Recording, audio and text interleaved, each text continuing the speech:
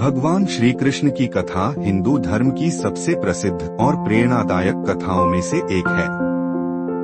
श्री कृष्ण को भगवान विष्णु का 8वां अवतार माना जाता है। उनकी कथा का वर्णन भागवत पुराण, महाभारत और अन्य ग्रंथों में मिलता है। श्री कृष्ण का जन्म कंस नामक एक अत्याचारी राजा था, जिसने अपनी बहन देवकी का विवाह वसुदेव से करवाया।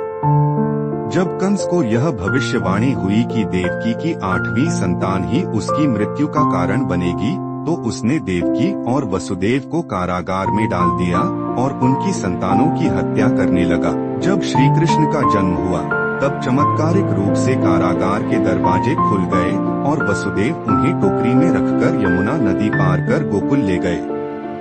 वहां उन्होंने अपने मित्र नंद बाबा और यशोदा को श्री कृष्ण सौंप दिए और उनकी बेटी योगमाया को लेकर वापस आ गए। बाल लीलाएं। श्री कृष्ण ने बचपन में अनेक अद्भुत लीलाएं की।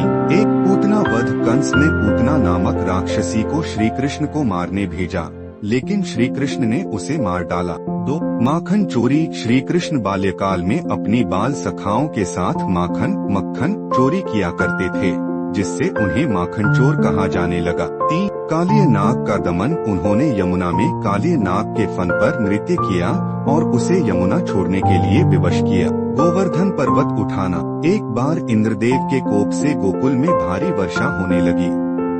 श्री कृष्ण ने गोवर्धन पर्वत को अपनी छोटी उंगली पर उठाकर सभी ग्वालों और गोकुलवासियों को बचाया। कंस वध। युवा होने पर श्री कृष्ण मथुरा गए और कंस का वध कर अपने माता पिता को मुक्त कराया। महाभारत और गीता का उपदेश। श्री कृष्ण ने कौरवों और पांडवों के बीच हुए महाभारत युद्ध में अर्जुन को भगवत गीता का दिव्य ज्ञान दिया, जिसमें उन्होंने कर्म, भक्ति और धर्म का उपदेश दिया। कृष्ण की शिक्षा। श्री कृष्ण की कथा हमें प्रेम, भक्ति, धर्म, सत्य और न्याय की राह पर चलने की प्रेरणा देती है। क्या आप श्री कृष्ण की किसी विशेष कथा के बारे में जानना चाहेंगे?